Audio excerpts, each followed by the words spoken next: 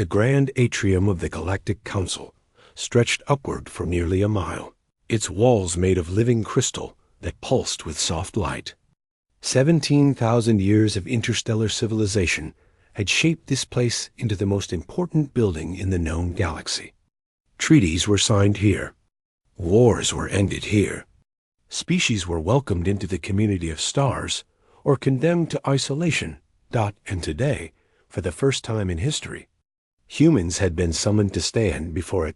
Ambassador James Mercer walked slowly across the polished floor, his footsteps echoing in the vast silence. Behind him followed his security attaché, a woman named Lena Vance, and two junior diplomats whose faces showed carefully controlled fear. The observation galleries above them held representatives from over 300 species, all watching the small human delegation with a mixture of curiosity and contempt. Humans were new to the galaxy. They had achieved faster-than-light travel only 40 years ago. They controlled a mere 17 star systems. By the standards of the Galactic Council, they were infants taking their first stumbling steps. But infants did not usually get summoned to the grand atrium. The security checkpoint loomed ahead, a massive archway made of the same living crystal as the walls. Standing before it was the chief of council security, a Velathi named Commander Crix. His species resembled armored insects, standing 8 feet tall with compound eyes that could see in 12 spectrums. His mandibles clicked as the humans approached. Ambassador Mercer, the translator, rendered his words in flat, mechanical tones. Before you may enter the council chamber, you must surrender all weapons. This is required of all species without exception. Mercer nodded politely. Of course, Commander. We respect your protocols completely. Crix turned his compound eyes toward Lena Vance. Our scanners indicate your security officer carries numerous concealed items. She will surrender them now. Every eye in the atrium turned toward the human woman. She was not impressive by galactic standards. 5 feet 7 inches tall, brown hair pulled back in a simple knot. She wore what appeared to be a standard diplomatic uniform with a tactical vest over it. Nothing about her suggested she posed any threat to beings that could tear steel with their bare limbs. Lena looked at Ambassador Mercer. He gave a slight nod. Very well, she said. I will comply. She reached into her first pocket. What happened next would be discussed in every corner of the galaxy for generations. Historians would call it the moment of 47. Poets would write songs about it. Military strategists would study it endlessly, trying to understand what it revealed about the human species. Lena removed a combat knife and placed it on the security table. Then she removed another knife. Then a third. Commander Crix's mandibles began clicking faster. From her vest, she produced a collapsible baton, a garrote wire, a set of throwing spikes, a miniaturized shock device. The pile began to grow. She emptied her belt pouches next. Lockpicks, a fiber wire saw, chemical capsules, flash powder, a ceramic pistol that had somehow passed through the scanners. Undetected. The galleries above had gone completely silent. From hidden sheaths along her arms, Lena pulled 2 more blades. From her boots, she removed weighted insoles designed to be used as bludgeons, along with retractable heel blades. The pile was now over 2 feet high. She removed her jacket, revealing a harness system underneath. From it, she extracted smoke grenades, a collapsible crossbow, poisoned darts, and a monofilament.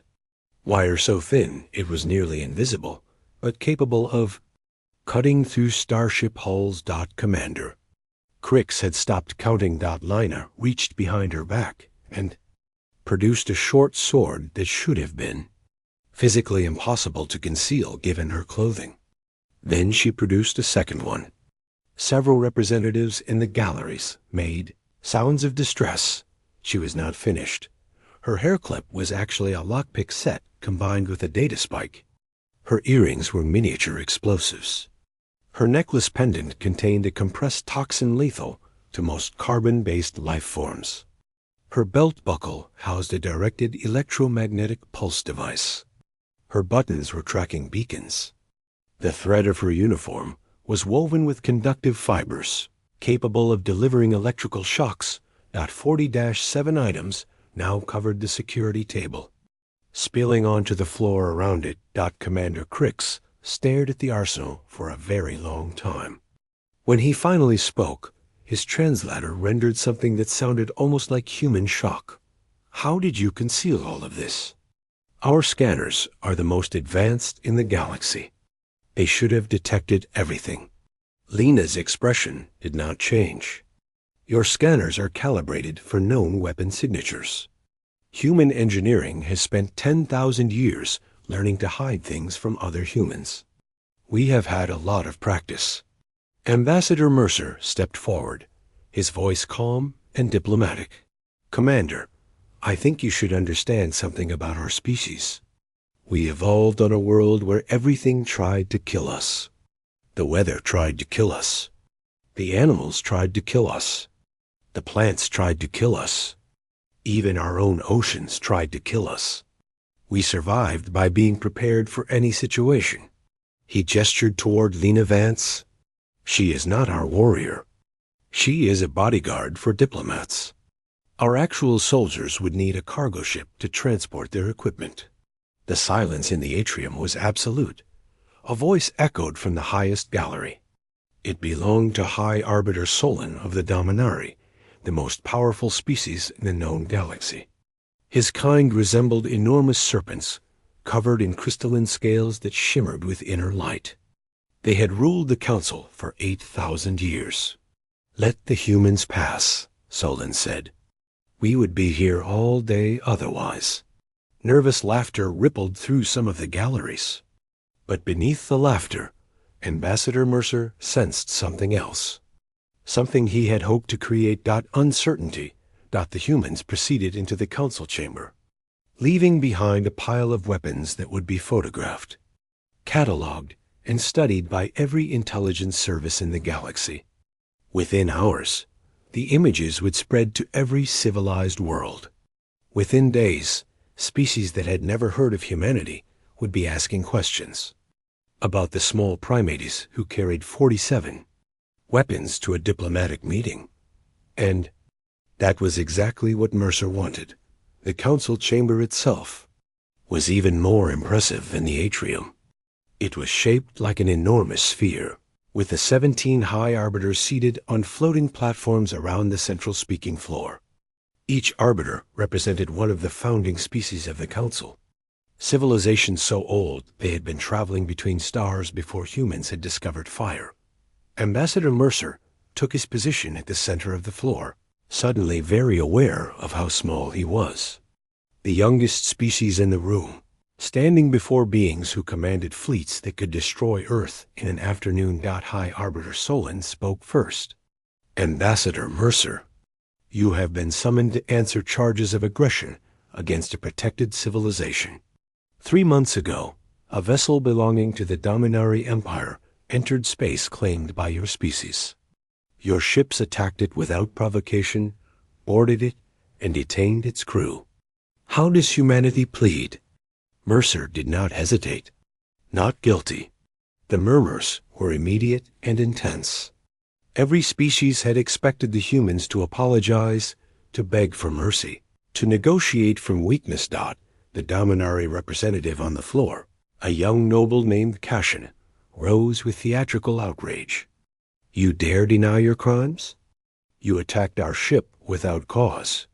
You imprisoned our citizens.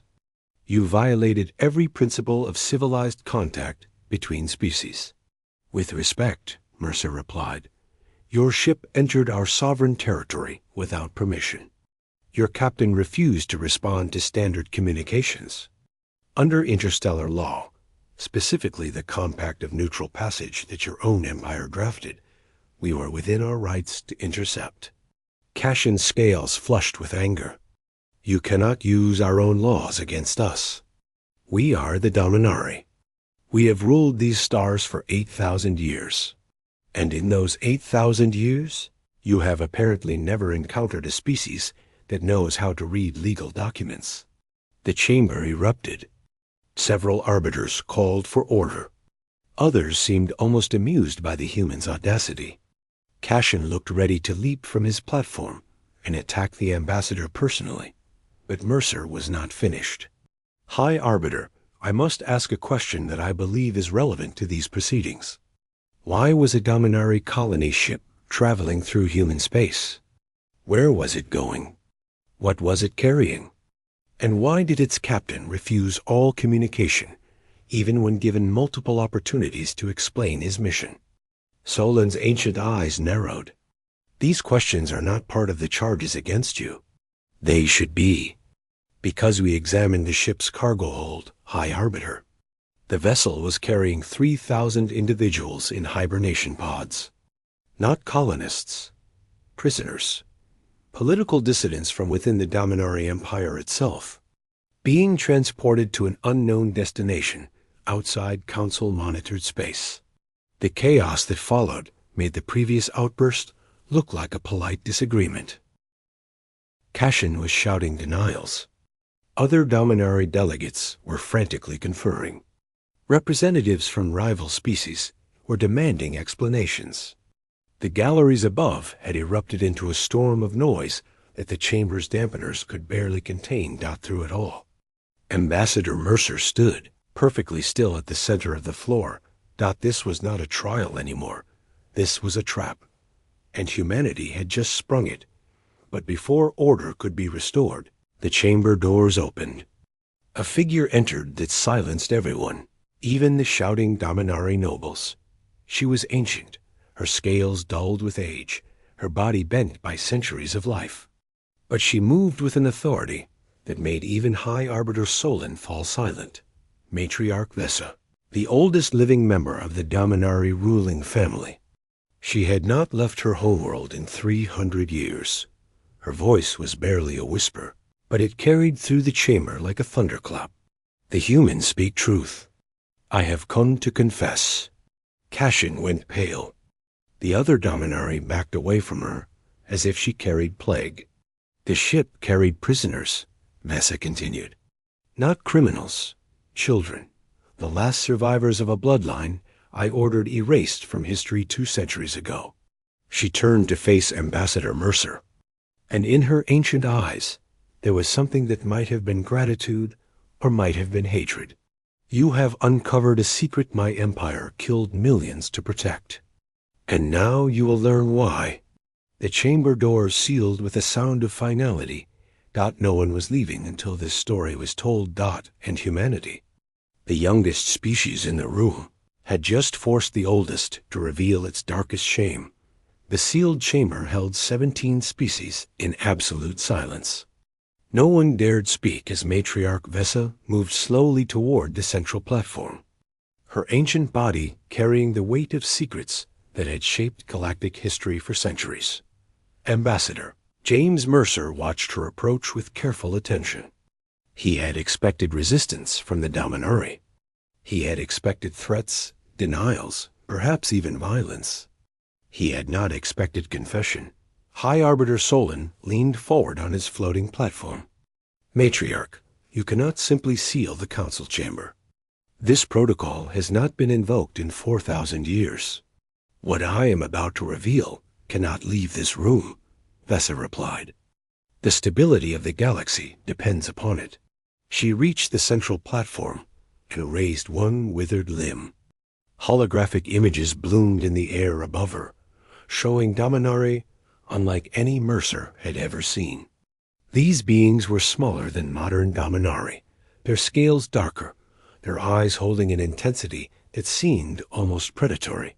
We called them the Elevated, Vesa said. They were us. They were what we could become. The story she told changed everything the galaxy believed about the Dominari Empire. 8,000 years ago, the Dominari were not the graceful rulers they appeared today. They were hunters, apex predators, who conquered the stars through violence rather than diplomacy. Their empire was built upon the destruction of 17 species who no longer existed, but evolution never stops. A mutation appeared among certain Dominari bloodlines. It enhanced their cognitive abilities beyond anything the galaxy had seen, while removing the emotional controls that governed normal behavior. The Elevated, as they named themselves, were geniuses without measure.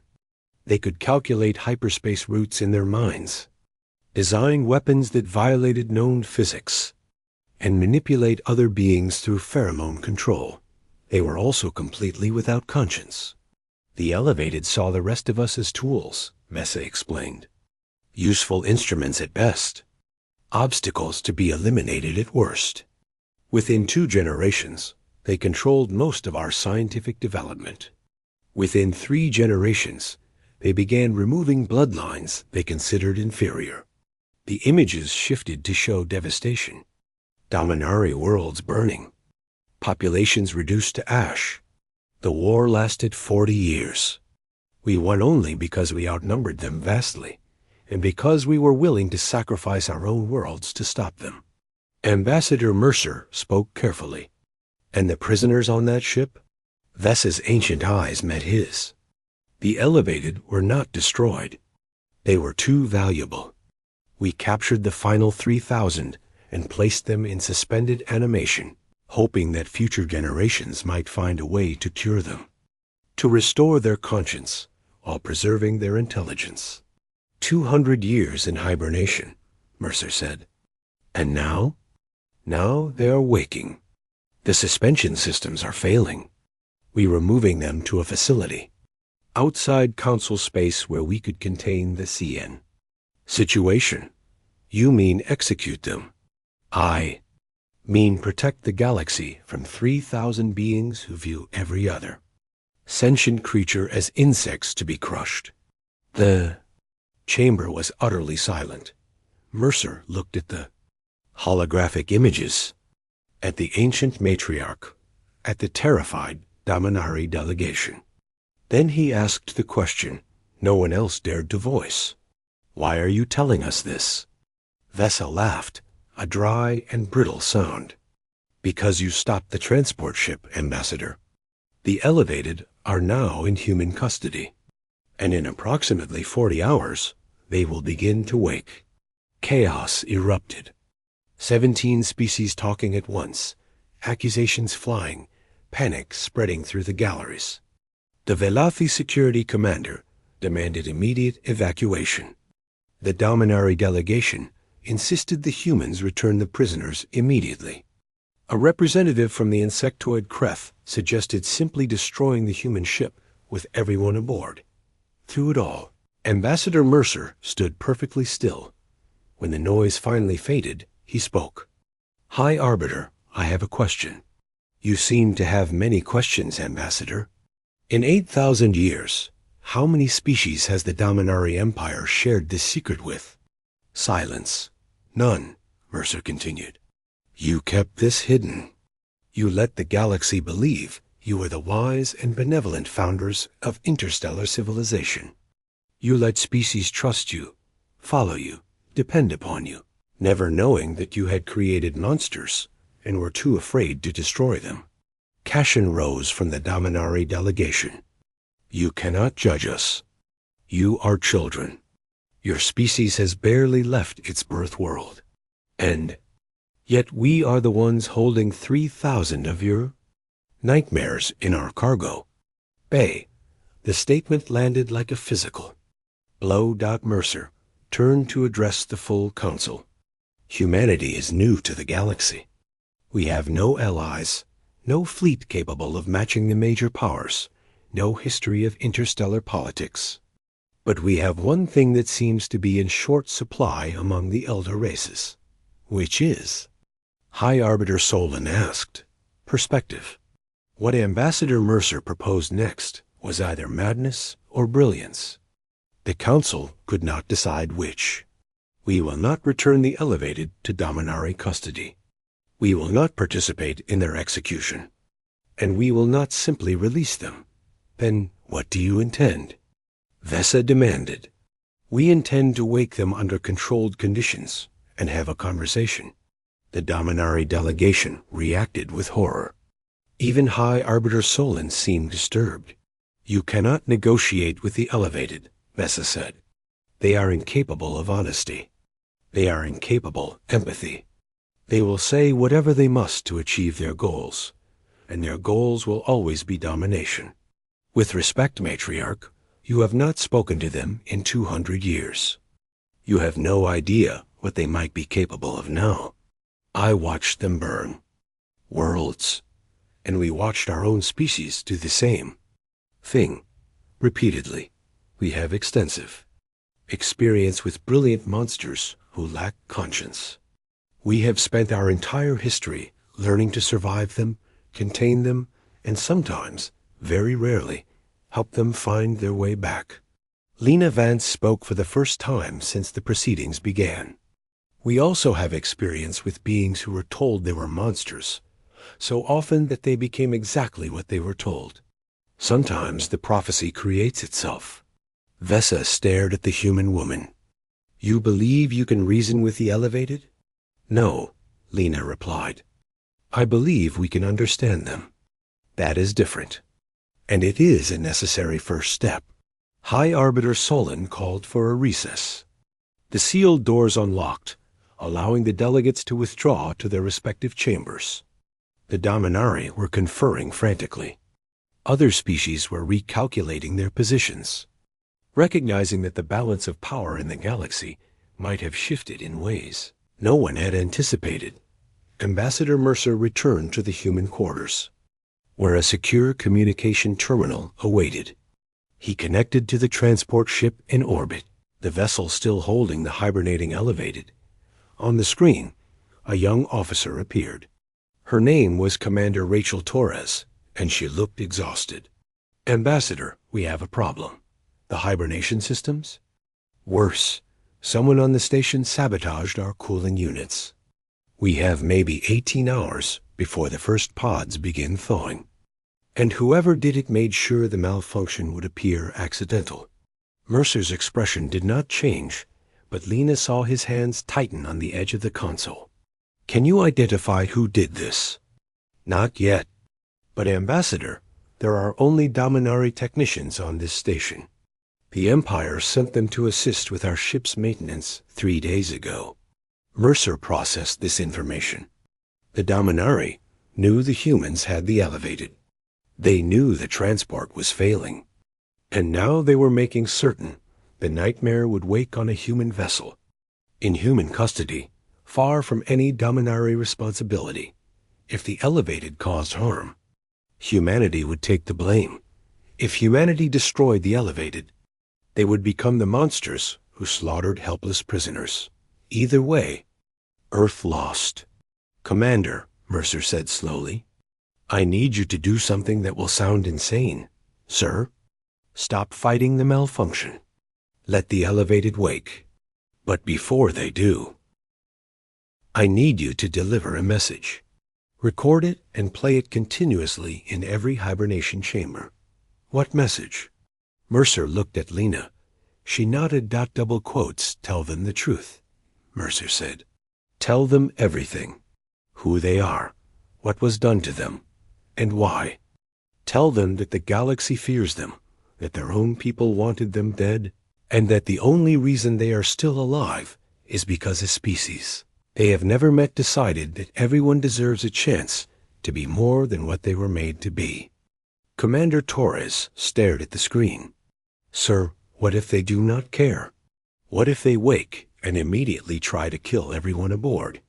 Then we will have learned something important, Mercer replied, and the galaxy will know that we tried. The transmission ended. In the human quarters, Lena Vance began checking her weapons. Not the 47 items she had surrendered at the checkpoint, the ones she had not surrendered, the ones that even the Velathi scanners could not detect. James, she said quietly, if this goes wrong, the Council will not protect us. The Dominari will deny everything, and humanity will be alone. Ambassador Mercer looked out the crystalline window at the endless stars. Lena, We have always been alone. The difference is that now the galaxy knows we are here. In 18 hours, 3,000 elevated Dominari would open their eyes for the first time in 2 centuries. And humanity would be waiting. The human transport vessel, resolute, hung in orbit. Above the Council Station, a modest ship by galactic standards. It was barely 400 meters long, armed with weapons that would not threaten a Dominari patrol craft. Yet every sensor in the sector was now focused upon it. Inside the ship, Commander Rachel Torres stood before the central hibernation vault. 3,000 pods lined the walls in perfect rows, each containing a sleeping nightmare. The cooling systems were failing as planned, and the first pods had already begun their thawing cycle. The message Ambassador Mercer had ordered played, on continuous loop, translated into every Dominari dialect. It echoed through the vault like both a prayer and a warning. You are the elevated. 200 years ago, you were placed in hibernation by your own people. They feared you. They called you monsters. They were going to destroy you. Torres watched the vital signs on the nearest pod begin to change. The occupant was dreaming, or perhaps remembering. We are humanity. We are a young species, new to these stars. We stopped the ship that was carrying you to your execution. We do not know if you deserve to live. We do not know if you can be trusted. But we believe everyone deserves a chance to choose who they become. The first pod's display flashed green. Inside, ancient eyes began to open. If you choose violence, we will defend ourselves. If you choose to escape, we will not stop you. But if you choose to speak, we will listen. The galaxy has decided what you are. We are offering you the chance to prove them wrong. The elevated inside the pod was female, her scales darker than any Dominari Torres had ever seen. Her eyes held an intelligence that seemed to burn through the glass barrier between them. She looked directly at the human commander, and she laughed out her name. She said was Mora. She had been a military strategist before the hibernation, responsible for campaigns that killed billions. She did not apologize for this. She did not express regret. She simply stated it as fact, the way a human might mention their occupation. Your message is interesting, Mora said, her voice perfectly calm despite 2 centuries of sleep. You know what we are, and yet you do not cower. This is unusual. Torres kept her distance, one hand resting near her weapon. I have read the reports. You are intelligent, you lack empathy, and you are extremely dangerous. That does not mean you are animals. No, it means we are something your species has never encountered. Actually, we have, many times. We just call them something different. Mora tilted her head with curiosity. What do you call them? It depends. Sometimes we call them conquerors or tyrants. Sometimes we call them visionaries or geniuses.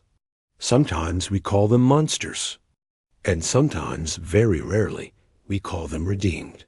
More pods were opening now. Dozens of elevated were waking, their eyes scanning the vault, calculating threats and opportunities with terrifying speed. Torres could almost see them measuring. The odds of escape, of taking control of the ship, of eliminating the human crew. And yet they hesitated. You are afraid of us? Mora observed. Your body language makes this obvious. But you remain standing before us. Fear is not the opposite of courage.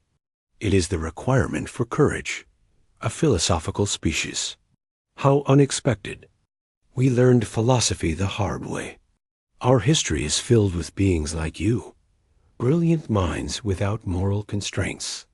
They built empires and destroyed them. They created wonders and committed terrible crimes. And eventually, they all faced the same choice you face now, which is whether to be remembered as monsters or as something more. On the council station, the reaction to the awakening was immediate and panicked. The Dominari delegation demanded that the Resolute be quarantined, that no elevated be allowed to leave the vessel under any circumstances. Other species called for the ship to be destroyed before the threat could spread. Ambassador Mercer refused all demands. The elevated are awake and they are communicating. They have harmed no one. Until they demonstrate hostile intent, they are under the protection of humanity's diplomatic mission. High Arbiter Solon looked genuinely disturbed. Ambassador, you cannot protect them. The moment they leave that ship, they become a galactic threat. Then every species here should understand what it means that they have chosen not to attack. Cashin was outraged. They are manipulating you. The elevated always manipulate. They will tell you exactly what you want to hear until they have control, and then they will tear your species apart. Perhaps, Mercer said, or perhaps they have spent 200 years frozen in darkness, knowing their own people wanted them dead, and they have had time to consider different possibilities. You are gambling with galactic security. No, I am treating sentient beings as sentient beings. I am told this is unusual in Council space. On the Resolute, Mora had requested a private conversation with Commander Torres. The other elevated were still waking, but they had organized themselves with strange efficiency. Not for attack, but for observation. They were watching, waiting, learning. Your message said you would listen, Mora said. I want to know if that was true. It was. Then I will tell you something that no outsider has ever heard. I will tell you why we are what we are. What followed changed Torres's understanding of the elevated and of the Dominari Empire completely. The elevated were not a mutation. They were designed. 8,000 years ago, when the Dominari were still rising to power, they faced an enemy that threatened their extinction. A species called the Korath, now erased from history, possessed superior technology and showed no mercy. The Dominari were losing the war dot in desperation. Their scientists developed a genetic modification program. They created soldiers who could think faster, plan better, and fight without the burden of conscience. They created the elevated, and the elevated won the war. They destroyed the Korath so completely that no trace of that species survived. They saved the Dominari Empire. Then they came home, expecting gratitude. What they found was fear. We were tools, Mora said. Weapons designed to kill. When the war ended, we were no longer useful. We were dangerous. And so our creators decided to unmake us. The elevated war, Torres said. You fought back. What would you do, Commander, if the parents who made you decided you were too successful? If they looked at what you had become, what they had made you become, and decided you were something that should not exist? Torres had no answer. We did not start that war, Mora continued. We simply refused to die quietly. And for that crime, we were sealed in darkness for 200 years while our people debated whether to kill us or use us again. The transmission from the Resolute reached the council chamber in real time. Every species heard Mora's testimony. The Dominari delegation was silent, not in denial, but in the particular silence of those whose secrets have been exposed. Ambassador Mercer turned to Matriarch Vesa. Is this true? The ancient Dominari did not answer for a long moment. Then, slowly, she nodded. Double quotes, we made them. We used them. And when they were no longer convenient, we tried to erase them. This is our shame. This is why I came to confess. Mercer looked at the council, at the 17 species who had governed the galaxy for thousands of years. He saw their fear, their calculation, their desperate desire to maintain the order they had built. High Arbiter, he said, I have a proposal. Another proposal, Ambassador? The last one. Humanity will take responsibility for the elevated. We will provide them refuge, support, and the opportunity to build new lives. In exchange, we ask only one thing. Name it. Tell the truth. All of it. Not just about the elevated, but about every secret the elder races have kept from the younger species. Let the galaxy know what has been done in the name of order. The chamber erupted again, but this time there was something different in the noise. Not just fear or anger, hope, on the Resolute. Mora listened to the transmission with an expression that might have been wonder. "They are defending us," she said. "A species we have never met, who have no obligation to care, is fighting for our survival." Commander Torres nodded. "That is what humanity does." "Why?" "Because someone has to. Because if no one stands for the monsters, then everyone eventually becomes one." Mora was silent for a long moment. When she spoke again, her voice carried something it had not carried in 200 years. Uncertainty. "I do not know how to repay this debt. You do not owe us a debt. You owe yourselves a chance. What you do with it is up to you." The Resolute sensors suddenly detected incoming vessels. A Dominari battle group, 15 ships strong, was moving to intercept. Time had run out. The Elevated had to choose. 15 Dominari warships formed a perfect sphere around the Resolute, their weapons powered and targeting systems locked. The largest vessel, the Empire's Judgment, carried enough firepower to shatter a small moon. Against it, the human transport looked like a toy waiting to be crushed. On the Council Station, chaos had taken complete hold. The Dominari had declared the Elevated containment a failure and invoked the emergency protocols of 4892, which granted member species the right to neutralize existential threats without Council approval. Ambassador James Mercer stood before High Arbiter Solon, his voice steady despite the circumstances. "This is a violation of diplomatic immunity. The Resolute is a registered Earth vessel. Attacking it is an act of war against humanity. The protocols supersede diplomatic immunity," Cashin countered with obvious satisfaction. "The Elevated are too dangerous to allow continued existence. Surely even humans can understand this basic truth. What I understand is that your empire created these beings, used them to win a war, and is now committing murder to hide the evidence of what you did. We are protecting the galaxy from monsters. You are protecting your reputation from the truth." The transmission from the Dominari battle group was broadcast across the chamber.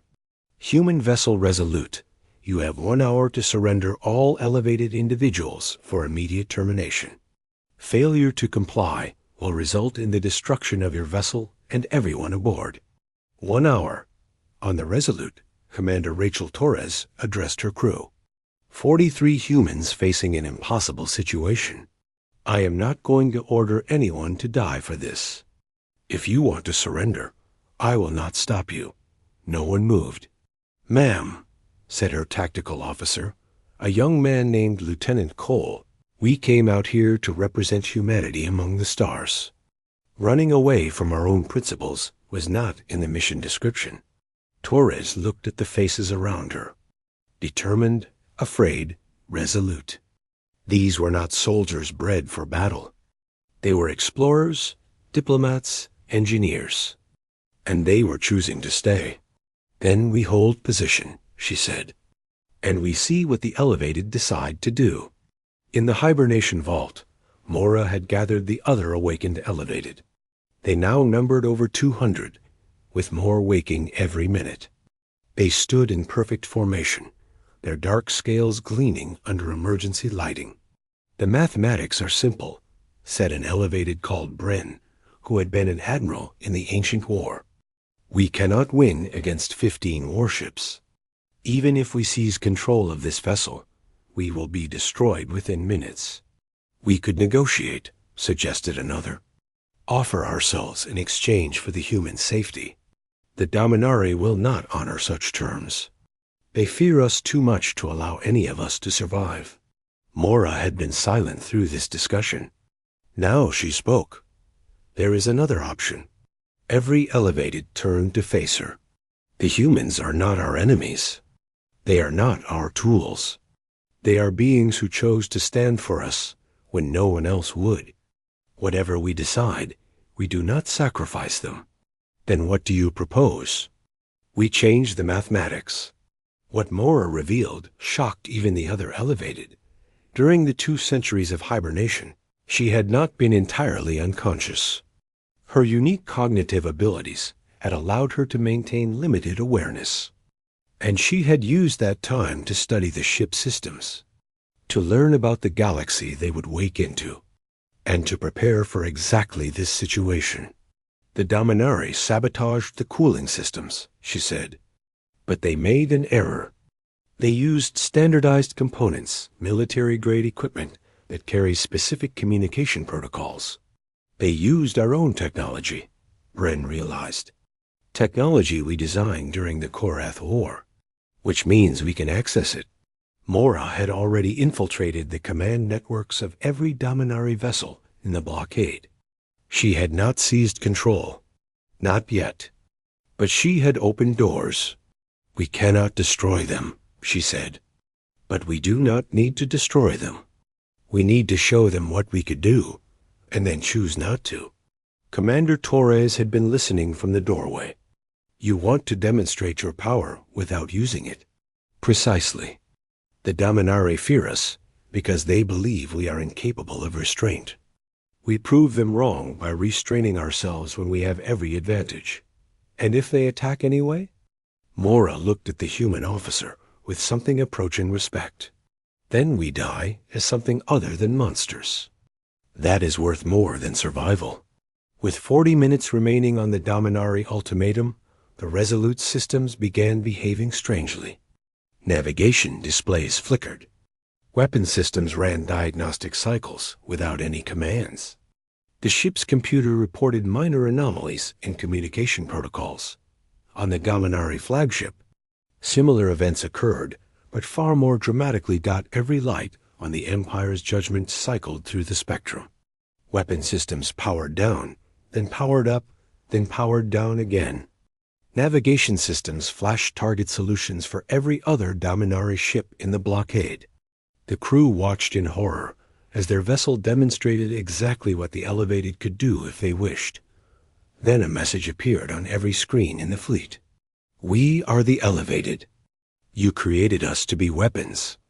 You succeeded beyond your expectations. But weapons do not have to fire. We choose peace. We choose to demonstrate power without using it. We choose to be something other than what you made us. On the Council station, the message appeared on the central display. Every species saw it. Every species understood. The Elevated had won, and they were not killing anyone. Cashin was the first to break.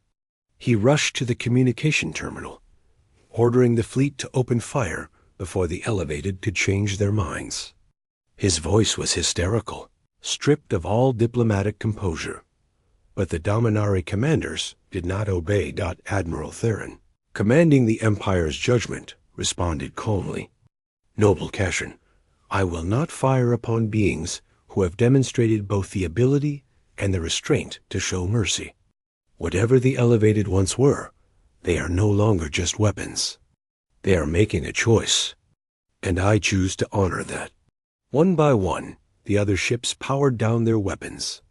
Cashin turned to Matriarch Vesa, demanding she invoke her authority. But the ancient Dominarii simply closed her eyes. It is over, child. We have lost. Not the battle, but the argument. The galaxy has seen what the Elevated could do and what they chose not to do. No one will support their destruction now. High Arbiter Solon rose, his crystalline form catching the light of distant stars. This council recognizes the sovereignty of conscious choice. The Elevated have demonstrated that they are capable of restraint, of communication, and of mercy. They are not merely weapons. They are persons. Ambassador Mercer allowed himself to breathe. Then humanity's proposal stands. We will provide the Elevated with refuge and opportunity. In exchange, the truth will be told. The Dominarii blockade dispersed. The Resolute was allowed to dock at the Council station. And for the first time in 2 centuries, the Elevated set foot outside a prison.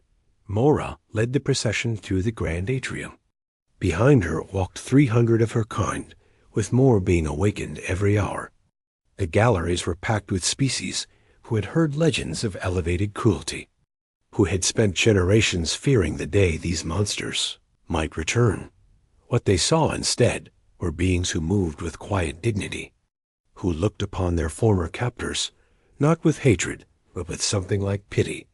Ambassador Mercer met Mora at the security checkpoint, the same checkpoint where Lena Vance had emptied 47 pockets of weapons.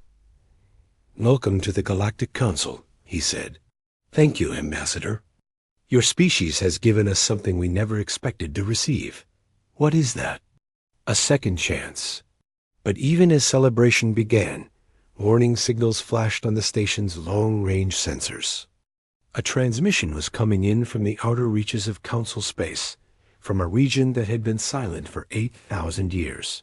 The message was simple and terrifying. The Korath remember. The Korath return. The Elevated did not destroy their ancient enemy as completely as they believed. And now the war that forged them was about to begin again. The council chamber fell silent as the transmission played for the third time. Voice was translated by computers, struggling with a language that had not been spoken in 8,000 years, but the meaning was clear enough. "You believed us destroyed. You were wrong. We have watched. We have waited. We have grown. And now we will reclaim what was taken from us." High Arbiter Solon addressed the assembly with unusual gravity. The Korath were listed as extinct following the first Dominari expansion. Our records indicate total destruction of their civilization. "Your records are incomplete," Mora said. She stood before the council, not as a prisoner or a refugee, but as an expert witness. The Korath were a decentralized species. They maintained hidden colonies throughout the galaxy, prepared for exactly this possibility. We destroyed their visible presence. Their hidden strength remained. "And you did not inform your government of this?" "We informed them. They chose not to believe us." The Dominari delegation remained conspicuously quiet. Ambassador Mercer studied the tactical data streaming across his console. The Korath signal had originated from a system 3 months away at maximum speed, but secondary signals were now appearing across council space. Hidden stations awakening after 8,000 years of silence. "How many?" he asked. "Initial scans suggest at least 40 installations," said the council's chief sensor analyst. "We are detecting power signatures consistent with military-grade facilities.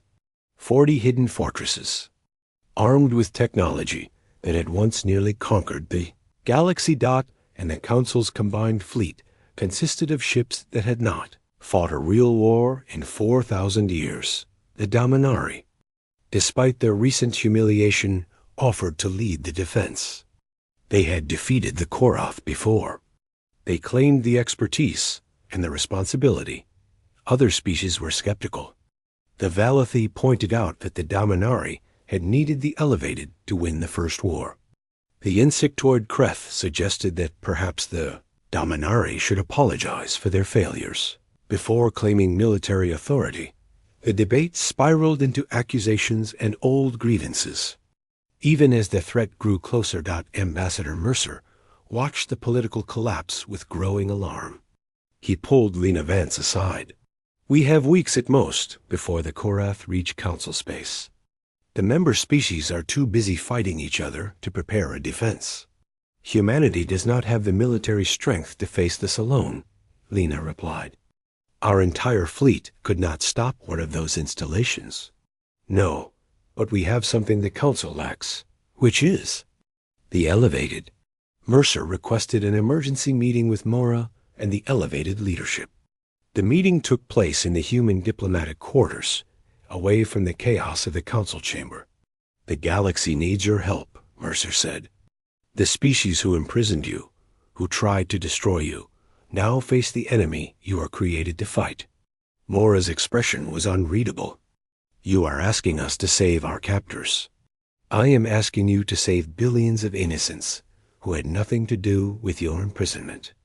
The Korath will not distinguish between those who wronged you and those who never knew you existed. The irony is not lost on us, Ambassador. Mora, I am not asking you to fight for the Dominari. I am asking you to fight alongside humanity. We stood for you when no one else would. Now we are asking you to stand with us." The other elevated exchanged glances. There was a long silence, and Bren, the former admiral, spoke. "For 2 centuries, we were told we were weapons, tools of destruction, incapable of anything else. When we woke, we chose to prove otherwise. We chose restraint. And now?" Mercer asked. "Now we are being asked to become weapons again. But this time, we choose the cause. This time, we fight not because we are ordered to, but because we believe it is right." Mora nodded slowly. "Humanity gave us something no one else would. The chance to be more than what we were made to be. We will honor that gift.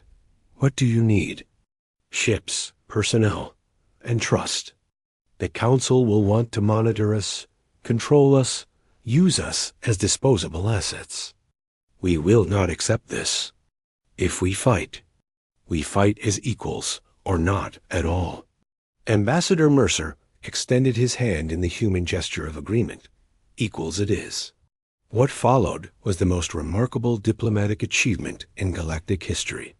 Mercer, speaking for humanity, proposed a coalition unlike anything the Council had seen. Not a hierarchy with elder races at the top, but a partnership where each species contributed according to their abilities. The elevated would provide strategic, planning, and tactical coordination. Humanity would serve as liaisons, bridging cultural gaps between species who had barely spoken in centuries. The Dominari would provide military hardware, the Valathi ground forces, the Kreth engineering support.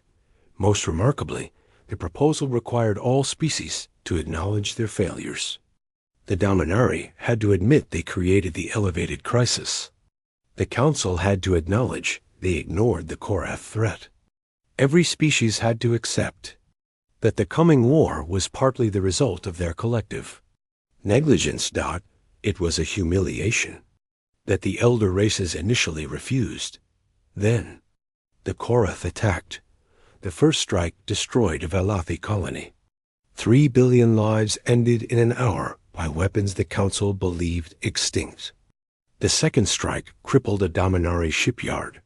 The third targeted the Council station itself. And only the intervention of elevated warning systems allowed evacuation in time. After that, the elder races accepted the proposal. The decisive battle took place at a system called the Threshold, a natural choke point through which any attack on the core Council worlds must pass. Here, the newly formed coalition made its stand.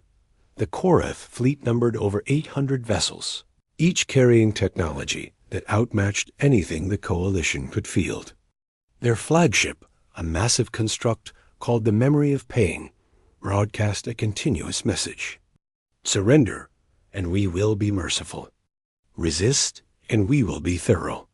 The coalition fleet was smaller, barely 300 ships, but it was unified in a way the galaxy had never seen. Dominari dreadnoughts flew alongside Valathi carriers. Kreth engineering vessels maintained the formation. And at the center, a single human ship served as the coordination hub. Aboard the Resolute, Mora stood at the tactical display, surrounded by elevated strategists. They had spent days analyzing Korath patterns, identifying weaknesses their ancestors had overlooked, developing tactics that used the coalition's diversity as strength. The Korath expect us to fight as the Dominari did 8,000 years ago, Mora said. Rigid formations, predictable engagements, pride before strategy. They have prepared for that war.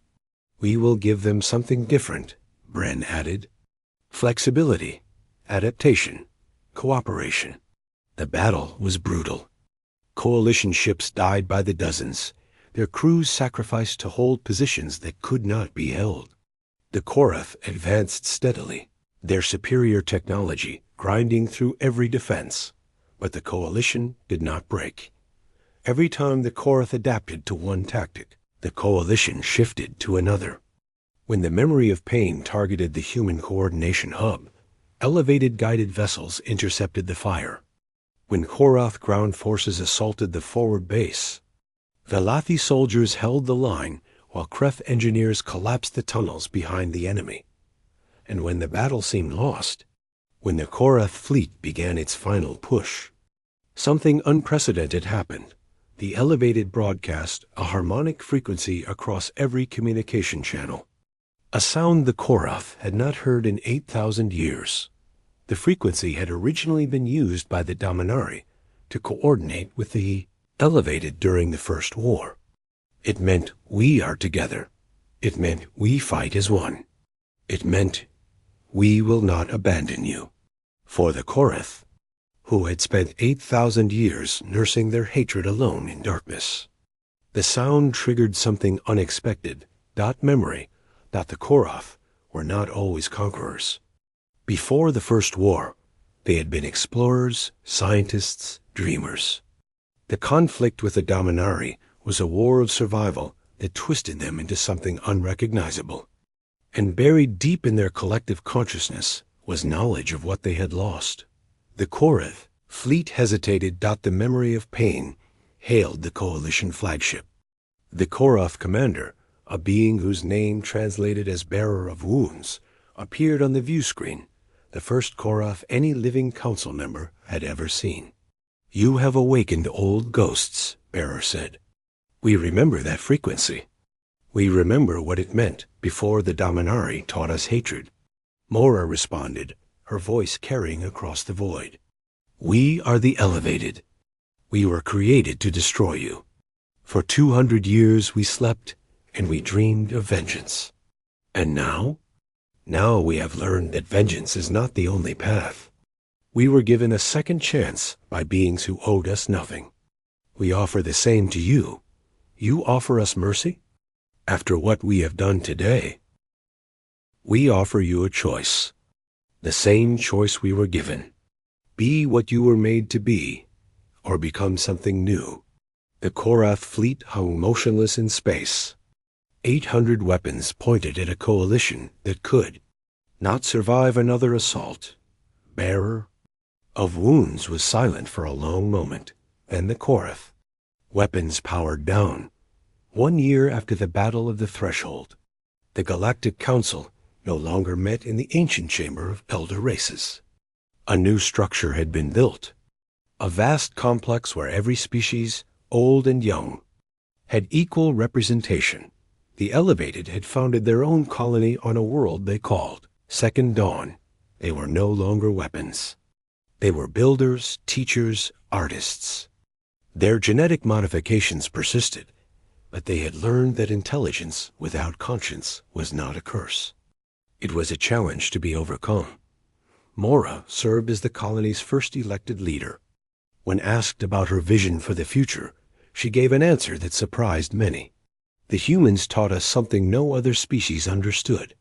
They looked at us and saw not what we were, but what we could become. They judged us by our choices, not our design." "And what did you learn from that?" "That the most dangerous weapon in the galaxy is not a warship or a genetic modification. It is the belief that anyone is beyond redemption." Ambassador James Mercer had retired from active diplomacy, though he still advised when asked. Lena Vance now commanded the Coalition's first integrated peacekeeping force, a fleet crewed by beings from a dozen species, trained to respond to threats without prejudice. Commander Rachel Torres, promoted now to captain, commanded the Resolute on its continuing mission of exploration. Her crew included humans, elevated, and a young Korath exchange officer, who was still learning that not every encounter must end in conflict. They traveled to the edges of known space, seeking new species, new allies, new possibilities. And when asked to explain humanity's role in the transformation of the galaxy, Torres gave the same answer her former commander once gave. Someone had to show them that monsters could choose to be something else. We just happened to be the ones willing to try. In the grand atrium of the Galactic Council, a plaque had been mounted near the security checkpoint. It read, "In memory of the day, a single human." Emptied 47 pockets and reminded the galaxy that the most dangerous beings are not those who carry weapons, but those who are willing to put them down. Below the plaque, visitors from every species paused to read the words and consider what they meant. And somewhere in the vastness of space, a species that was once called monstrous watched the stars and dreamed of tomorrow.